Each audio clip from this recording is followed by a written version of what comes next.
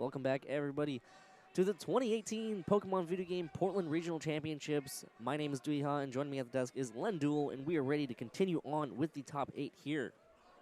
Yeah, we've got another great match coming up. So far, we've seen two Gardevoir moving on to the top 4. No Gardevoir in this match, so we should have a new Pokemon on the top 4. It is going to be between Quinn Johnston and Jeremy Shacket. Yesterday, we actually saw Quinn Johnston go up against River Davis during the Swiss rounds. We haven't actually seen Jeremy on stream yet, but I have played him before at the NorCal Regional Championships where he pretty much defeated me in a very close set. So he's a very strong player. I'm not saying anything about myself there, but he's just a very solid, fundamentally sound player. Yeah. Quinn, we did see yesterday up against River. He had that pretty aggressive team with both Tapu Koko and Tapu Lele, and then Landorus, Charizard, Snorlax, and Porygon 2. Yeah, so it's really that hyper-offensive and then can kind of slow things down a scooch with the Porygon 2 Snorlax Trick Room mode. Yeah, it kind of gives you a mode to play against other of the aggressive teams using that Snorlax, or if you end up against Trick Room yourself, you have a way to play in it. Yeah. Jeremy's team is actually going to be featuring a Mega Pokemon that we saw already in the top cut. Unfortunately, it bowed out in the top 8. It is going to be a Mega Manectric. So, yesterday Quinn was able to deal with a Mega Manectric pretty well. Now he has to face off another one to try to go punch his ticket to the top 4.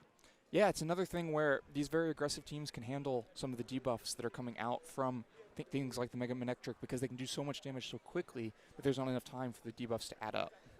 Yeah, and I mean, even then, the debuffs from the Intimidate, they're not going to matter too much. It really is going to matter on the Landorus and then the Snorlax. But, of course, Snorlax has access to so many setup moves to try to kind of take away from those debuffs, buff itself back up. So, Mega Manectric might just not be a great Pokemon in this matchup. Yeah, and when we did see Quinn up against this Manectric Tapu Fini type team earlier, also had Persian on it. And so there was the option of Parting Shot, maybe weaken some of the special attackers more quickly on Quinn's side. No option for that here. It's going to be only Snarl trying to weaken these special attackers.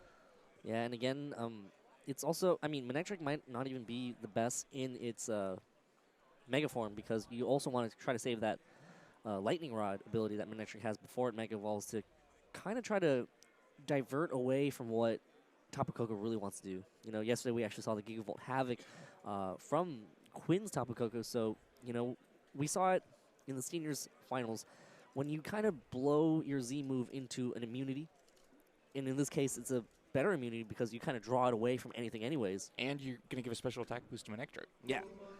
So, you have to be careful about that, and Jeremy's going to have to try to figure out which is the most opportune time to Mega Evolve that Manectric. When do I need that Lightning Rod ability, or when is it better to go for the Intimidate and the, buff stats of Mega Manectric? Yeah. If, like you said, Manectric is even something that needs to be brought, you don't want it up against Trick Room. There's a couple other matchups here where it won't end up being that useful. Nice to have it against Snorlax, though. You can outspeed, especially if Tapu Koko has given Manectric Electric Train. That can be a lot of damage coming out, outspeeding Charizard. Yeah. So, Quinn's just going to have to try to find opportunities to break the walls over on Jeremy's side, just like he did yesterday with River. Even though Jeremy doesn't have the exact same team, it's kind of the same idea, right? Kind of just trying to control the board. And, yesterday we saw Quinn was able to change it up just at the right moments and also be able to find, the kind of cracks in that board position that, River had. So Quinn's just going to have to try to maneuver the exact same way. Yeah, it's interesting because I think one option Jeremy would generally have against a more aggressive team like this is to go kind of counter with his own big offense, get Trick Room up, get Belly Drum up, and then just have Snorlax going for giant hits every turn. But it's pretty easy for Quinn to just respond with his own Porygon and Snorlax and answer that mode. And so I think that specific aspect of Quinn's team makes this a lot harder for Jeremy.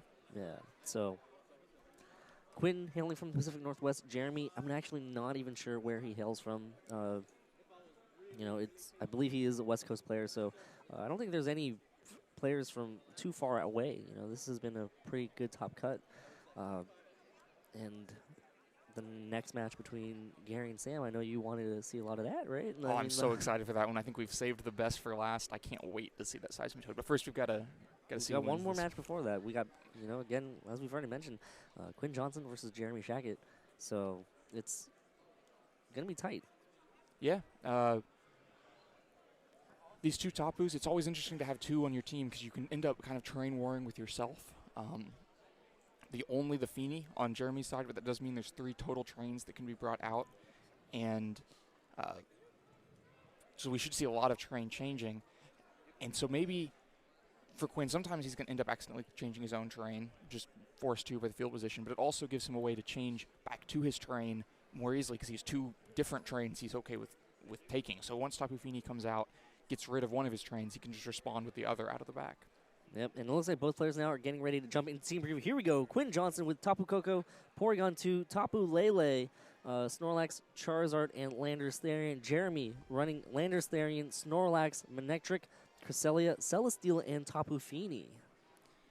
Yeah, so this matchup that we've been talking about, the Celesteela probably not going to end up being much of an impact in this game. It would love to be there to Leech Seed, try to work against the Snorlax, but with both Charizard and Tapu Koko on the other side, that's just too dangerous of a position for Celesteela, I think. Yep, and it looks like Quinn has already locked in his selections. Again, Quinn has faced off a similar control-type team yesterday during Swiss. Probably going to try to, go for the same strategy as yesterday. So probably has experience in this matchup. But again, don't count Jeremy out. He is my smart money after all. Your blind pick smart money. We'll have to see. Blind pick? What are you talking about? I played him in a 2017 format regional, but yeah, still, skills translate between formats, Len. Here we go now. Game 1 of this, I believe, third top 8 set. Quinn going to lead with Snorlax and Charizard.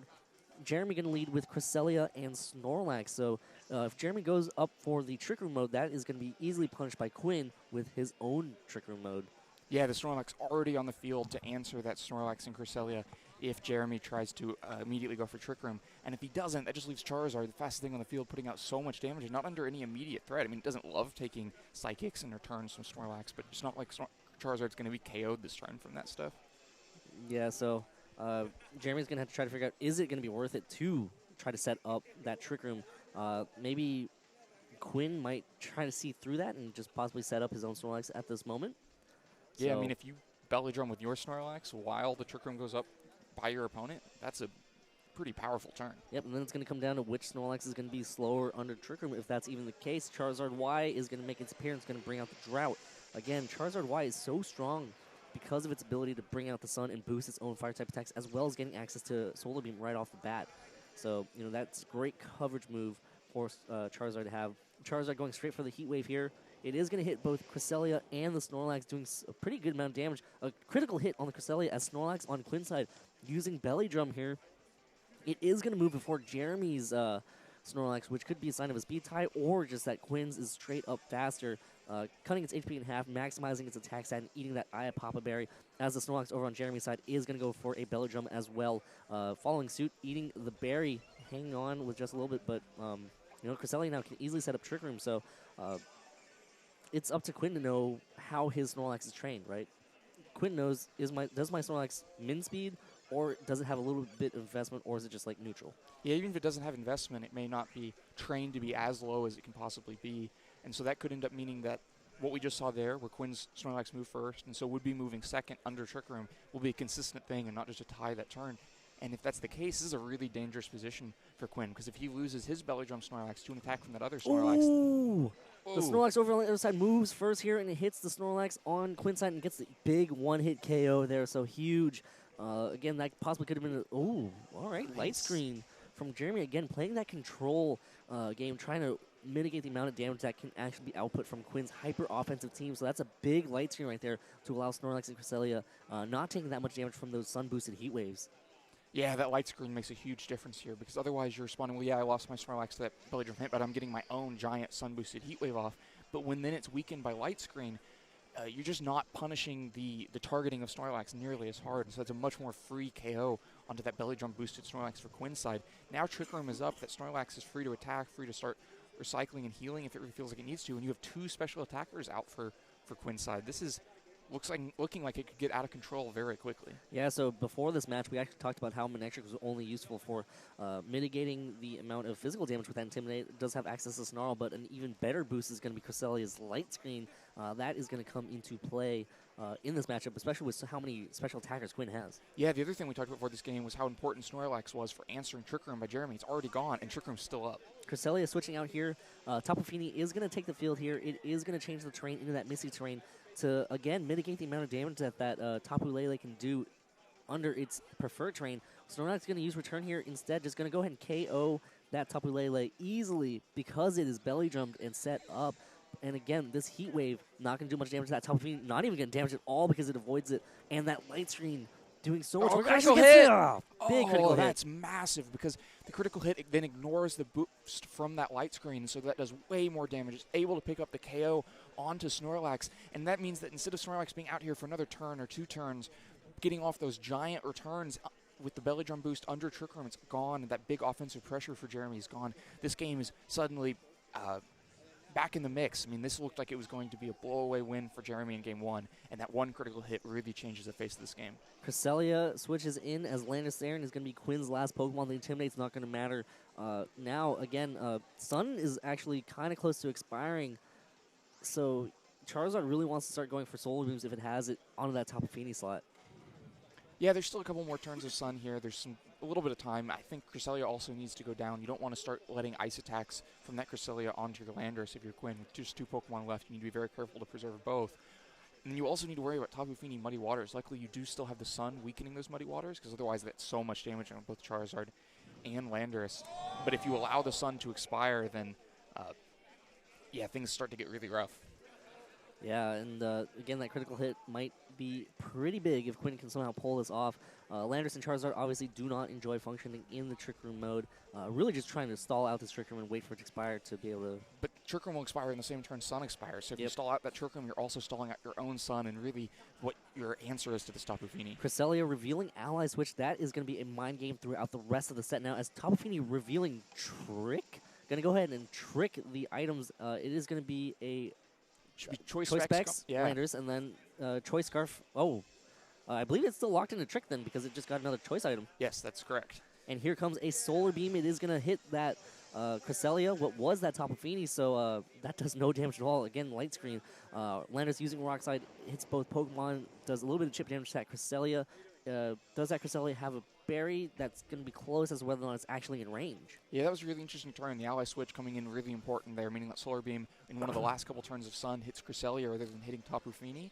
Then we see the Trick come out. It's a reveal of the move. It's a reveal of 2 items. It's a lot of information revealed just in one go. Tapu Fini will now be looking to Trick with something else, but Charizard can't have its item taken away because it's a Mega Stone. Landorus, you'd just be swapping choice items back and forth, so Tapu Fini won't actually ever do anything but continue to Trick. And so it's going to have to switch off the field if it wants to attack again. Landorus now has Choice Specs rather than Choice Scarf. Not really a hindrance under this last turn of Trick Room. Cresselia again using Ally Switch. Imagine if that Tapu Fini actually picked up an Assault Vest from that Landis-Therian. Obviously, it would not be able to use any non-damaging moves, but that boost to that special defense and with that Light Screen as well would have been pretty cool to see Tapu Fini stay on the field for like pretty much ever. Tapu Fini using Muddy Water here. Going to go ahead and keep... It actually gets to change his move selection. We apologize, yeah. So it's going to go for a Muddy Water in the Sun, dropping the accuracy of that Landers. And here comes the Heat Wave. Gets the KO on that Cresselia. Again, more chip damage to that Tapu Fini. Yeah, it was an interesting dynamic there where Landorus actually moved before the Tapu Fini in that Trick Room. So after losing its Choice Scarf, Tapu Fini was faster than it. So that'll continue to be the case in this next turn. And Tapu Fini should be pretty comfortable on the field because now with the Sun gone, no option for Charizard to Solar Beam it. So it's going to be really hard to pick up the damage to KO this Tapu Fini, and now it's going to be outspeeding Landorus and going for Muddy Waters that now without the Sun to weaken them are going to be a lot of damage. And Mega Manectric takes the field here, also applying a lot of pressure to that Charizard as well as using its Intimidate ability to mitigate more damage from that Landis-Therian as well. So great position right here from Jeremy to try to seal the deal here in Game 1 of this top 8 match. There's the Intimidate. Not going to matter on that Charizard. It is going to be huge on that Landorus. Manectric now using Volt Switch. It is going to connect onto that Charizard, doing good damage right here. And it looks like if this Muddy Water connects, it still can get a big KO on that Charizard and the Landers as well, or at least some damage. And here comes the Heat Wave. Manectric actually dodges it, and more chip damage towards that Tapu Fini. Here comes the Muddy Water. Hits both Pokemon, gets a KO on the Charizard, and actually gets a KO on that Landers as well with a critical hit on the Charizard, not the Landers. Yeah, so Jeremy surviving that critical hit to his Snorlax and finding another way to get the offense with Tapu Fini, getting those big muddy waters out, and then does end up having Manectric as that fourth Pokemon, so that right as Trick Room expires, he ends up having the fastest thing on the field and able to outspeed that Charizard. Not to get the KO, but could have been really useful had the situation been slightly different. Yeah, and one more thing to note is that Charizard was still able to outspeed that Tapu Fini even when it had that choice curve. So this Tapu Fini is trained to be probably bulkier and also just willing to hit hard, not necessarily sacrificing its bulk for speed. Yeah, especially with that choice specs, you have a lot of different priorities with your Tapu Fini. You're asking for it to hit really hard, which you don't normally ask for from a Tapu Fini. So then to also ask it to be fast is a lot to do, especially when you do have a Trick Room mode in your team. Sometimes you're going to want your Tapu Fini to be slow, so it makes sense that it's not trained to be very quick, instead trained to hit very hard and take all those hits we saw it take. Yeah, and from now on, you know, one thing that Jeremy revealed was that ally switch, which is going to be in the back of Quinn's mind. You know, if once that Cresselia is on the field, is it going to ally switch his turn? Do I have to try to predict? Should I not predict? What is the play going to be with that ally switch? Yeah, it's always a question anytime you're up against the Cresselia, and sometimes that means you end up giving away free turns for the Cresselia to do other things because you're so worried about the ally switch that you get benefit from it. Jeremy will get benefit from the ally switch without having to actually click the button just because Quinn is worried about it. Yeah, and sometimes, you know, you kind of overpredict and you kind of go for an attack that you think that the ally switch is going to come out, but it doesn't, and then you just pay the price because you just went for some small damage on the Cresselia instead of big damage on what was the other slot. Yeah. Here we go now, jumping into Game 2 between Quinn Johnston and Jeremy Shacket. Jeremy Shacket currently up 1-0 versus Quinn Johnston. Using that more control-based team, it looks like Jeremy going to lead the same. Cresselia and Snorlax, Porygon 2 and Snorlax are the leads for Quinn here. Yeah, so Quinn kind of half committed to answering Trick Room with his lead in Game 1 by leading that Snorlax, going for that Belly Drum on the first turn. But then because the other Snorlax just outsped and KO'd it, didn't really get much out of that. Now fully committing to answering Trick Room with his leads, having both the Porygon 2 and the Snorlax on the field. That means not only can he answer the other Snorlax with his own Belly Drum, he can also answer the Cresselia's Trick Room with his Porygon 2's Trick Room and flip the Trick Room back to regular if that's what he wants. Porygon 2 uses Ice Beam, no Trick Room there. He actually gets a freeze on Snorlax. Oh my gosh, that's big crucial. Freeze right there as Snorlax on Quinn's side goes for a Belly Drum. Going to try to set up right now. Gets the attack boost at the cost of half of its hit points. So, oh boy. Is this Snorlax going to be able to thaw and answer back with its own Belly Drum? It stays frozen solid, so this is a big turn of events here for Quinn as Cresselia uses Trick Room to set up Quinn's own Snorlax. Yeah, I mean, now that Trick Room is really bad for Jeremy's side because if you aren't confident that your Snorlax is slower and so would be moving first in Trick Room and you both Belly Drum, we saw how well that worked in the last game, but then now with Snorlax getting frozen, not only does it not have the Belly Drum, it won't be able to attack first on the next turn, and so that gives Quinn's Snorlax a chance to just KO the Snorlax on the other side. Then maybe Cresselia can flip the Trick Room back. Jeremy can try to play with his Pokemon at the back. But then Quinn will have his Porygon 2 in the field, always trying to put back down the Trick Room, try to take advantage of now his Belly Drum boosted Snorlax. It's kind of a role reversal of the last game entirely because of that Ice Beam freeze. So many different possible interactions here as Snorlax over on Jeremy's side is going to stay frozen. Snorlax on Quinn's side using Frustration. That is going to be the KO on that Snorlax. So big freeze right there. Turn 1 from that Porygon 2 as Porygon 2 actually uses Trick Room and Cresselia goes for Trick Room 2. Oh, went ahead and preemptively called the Trick Room from Cresselia. That means 2 Trick Rooms are coming down this turn. That means we have 5 turns of Trick Room left. Yep, and that is one of the coolest mechanics of Trick Room. If you can double Trick Room, then you get 5 more turns of Trick Room. Yeah, and so now this field position looks so strong for Quinn. He's going to be threatening massive damage with the Snorlax under Trick Room for 5 turns, and it's still totally healthy. I mean, it has eaten its berry, of course, to heal back that Belly Drum damage, but sitting at full health. And Cresselia can probably mostly be ignored. At +5, you probably can't one-hit KO the Cresselia anyway, so you may just be content to answer whatever Cresselia does with Porygon 2, whether it's on the same turn or on a later turn, and just keep attacking the other slot. Maybe the ally switch can come out if you can get Cresselia into the Landorus slot, have the return hit there and not actually KO, and then give Landorus a chance to attack. It could be really valuable. Landorus actually protects here. No ally switch, I believe. Snorlax using Frustration in the Cresselia slots. Cresselia is bulky, and that is actually a big KO. Wow. Big KOs all around. Porygon 2 using Ice Beam into that Protect right there. So this was a huge turn of events compared to Game 1 for Quinn. Yeah, I mean, that freeze combined with having his own Porygon 2 to really take control of whether or not Trick Room's on the field we thought from the lead matchup it was going to be to take control of that so that he could make sure it wasn't on the field. As soon as that freeze happened, it was to take control of it to make sure it stayed on the field so that he could really take full advantage of this Snorlax. I really don't see how at this point Jeremy comes back. It's very easy for that Snorlax to just target Landorus this turn. Even with another Intimidate coming down from that Mega Manectric, Snorlax should be able to easily KO Landorus. It protected on the previous turn. It would have to try a double protect. And then what does Manectric do? Manectric is not a Pokemon with a kind of damage output to answer Snorlax. It'll just end up taking your turn on its own eventually.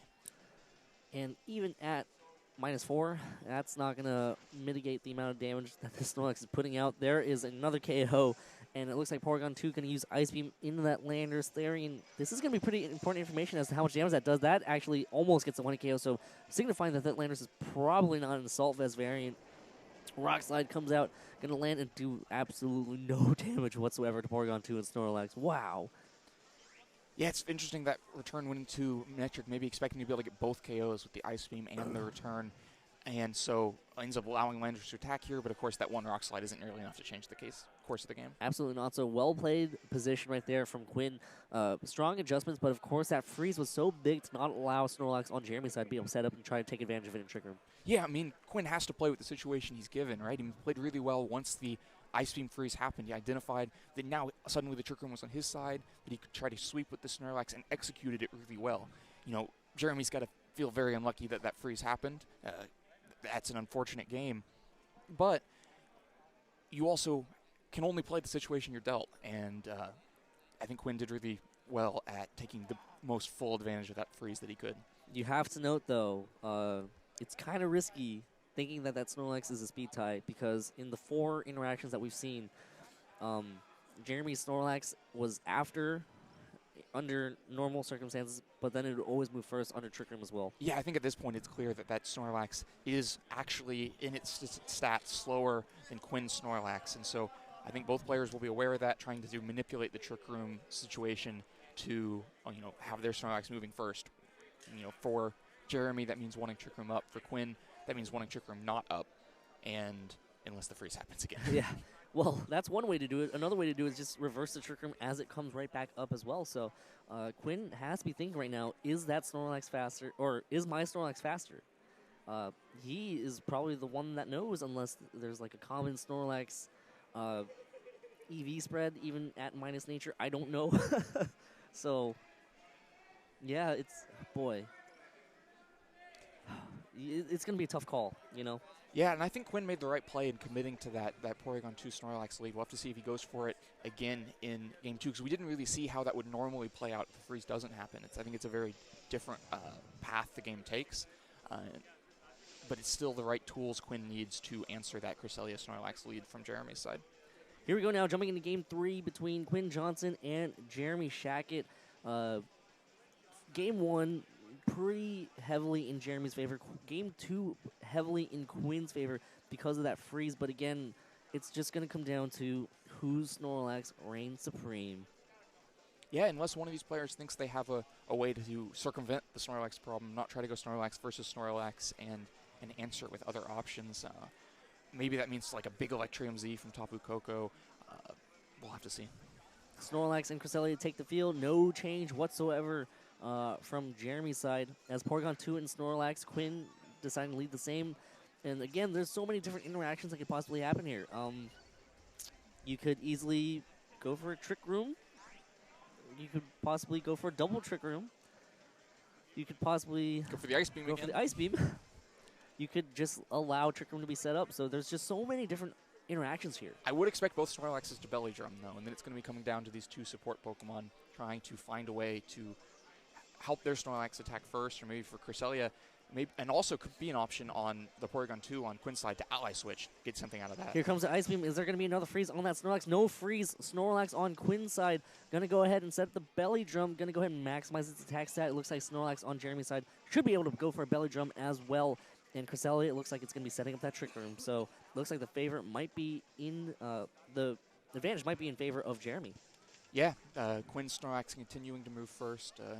Seems like pretty clear information at this point. And yeah, only one Trick Room coming down from that Cresselia on Jeremy's side. If Quinn's Snorlax doesn't have Protect, it's not going to have any way to stop that Snorlax on Jeremy's side from just KOing it. Even if it'll still be very valuable for Porygon 2 to reverse that Trick Room and then try to have Quinn play outside of Trick Room with his maybe more offensive Pokemon like Charizard, Tapu Lele, Tapu Koko in the back. But it won't be enough to save that Snorlax now unless it does have Protect. And I always think it's kind of a disadvantage if you kind of lose a game and you can't even figure out what your opponent brought in the back. You know, in Game 2, Quinn was able to conceal his 2 Pokemon in the back, never had to show them because he barely took any damage because that Snorlax was so strong. Oh, Snorlax over on Quinn's side actually underspeeds, gets the KO on that Cresselia, but it looks like now Snorlax on Jeremy's side can retaliate with its own return, maybe expecting an ally switch there. Gets the KO, so looks like Snorlax is going to be still on the field for Jeremy as Porygon 2 reverses the Trick Room. So it was a speed tie the entire time. Speed tie the entire time. That could have been so dangerous for Jeremy had that Snorlax gone down for him. Instead, Quinn targets the Cresselia, like you said, probably looking for that ally switch. It doesn't come out, and so Cresselia goes down. That does mean, though, that when Porygon 2 reversed that Trick Room is gone for good. Snorlax will be still having its boost, but having to play as the slowest thing on the field for the rest of this game. Yeah, so now Quinn has to try to figure out a way to kind of take advantage of the situation. Manectric is one option to kind of take away that Tapu Koko Gigavolt Havoc. Charizard is going to take the field for Quinn instead. You know, Mega Manectric can go for some Volt Switch action, but Charizard can just try to hunker down and go for some strong attacks on the Snorlax. Yeah, it's definitely interesting here. Charizard likely can't KO Snorlax from full health like this, and Porygon 2 maybe chip in an Ice Beam, but that may not be enough together either. It doesn't have the helping hand option that the Cresselia likely had, and so Snorlax probably going to be able to get an attack off here. Manectric also definitely going to get an attack off here. Could be valuable damage against Charizard. Charizard is going to Mega Evolve here, going to go ahead and bring out the Drought. You know, Jeremy probably expecting maybe that Tapu Koko to come in to go for a powerful Gigavolt Havoc, maybe use that Lightning Rod ability to draw away and protect Snorlax. Someone's going to turn harsh as Mega Manectric is going to make an appearance as well. Get that Intimidate, get that really nice speed boost that it gets, and also that nice special attack boost that it gets as well. Going to probably go for a Volt Switch here, or maybe even a Protect just to get some damage. Well, Volt Switch to get some damage down, or just keep Manectric out on the field. Ooh, that's a good option as well. Snarl to kind of mitigate the amount of damage that Charizard can do. And that Porygon 2 as well. Going to try to slowly weaken it. In terms of special attack, here comes a Heat Wave. Is there going to be a big critical hit? No critical hit. All Porygon 2 using Ice Beam. Going to land in that Snorlax. That does absolutely nothing. Snorlax goes for a return. It is going to connect onto that Charizard and get the big one-hit KO. Yeah, I think that Snarl's a really smart play, identifying that now Snorlax won't have the speed advantage. It's going to need to be able to take hits to stay on the field, and that Snarl helps so much within that turn, keeping Snorlax much more healthy than it would be, and making sure that Porygon 2 really isn't any damage threat over the course of this game. Now you can continue to Snarl this Tapu Koko, weaken it, but Manectric has Mega Evolved already, so that Gigavolt Havoc can land on Snorlax. There's no option to Lightning Rod it away. At -1 special attack, it's going to be close, I think, whether or not that Gigavolt Havoc can KO Snorlax, but should be able to. And that could be the first step of what Quinn needs to come back in this. Snorlax actually revealing Protect there. So Protect is a move that you sacrifice coverage for. And here comes a Gigavolt Havoc targeting down that Snorlax under that Protect. Only going to do a quarter of what it normally would have.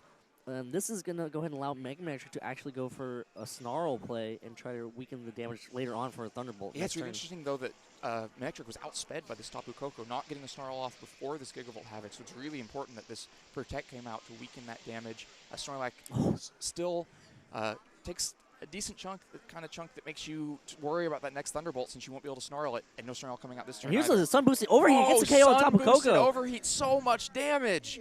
Wow. I didn't think that could do that. Yeah, but yeah. I think we see the two sides of the coin there. The Manectric getting outsped by Tapu Koko because it's trained not entirely for its speed, but for its special attack so that it can do things like get that sun-boosted overheat out and just KO Tapu Koko, leaving this Porygon 2 on the field all by itself. No way for it to handle 3 Pokemon. Already at -1 special attack, and so Quinn concedes. And wow, well-played set right there from Jeremy. Kind of taking advantage of it, you know. Interesting training techniques there on that Manectric to, you know, a lot of players will opt for, I need the fastest Manectric, I want it to outspeed everything, and just drop those Snarls, but this Manectric instead is going to be hitting hard, going to try to get as much damage out on the field as possible. And really, it took advantage of pretty much everything. You know, Sun from the Charizard over on the other side, even the Electric Train, it could have taken advantage of with that Volt Switch. Yeah, just a couple options there to boost that damage, combined with really training for that special attack. can help overcome what isn't that great of a special attack stat in Manectric. Not a Pokemon that's generally known for its high offensive prowess, but came in when it really was important there to KO Tapu Koko and keep Snorlax safe.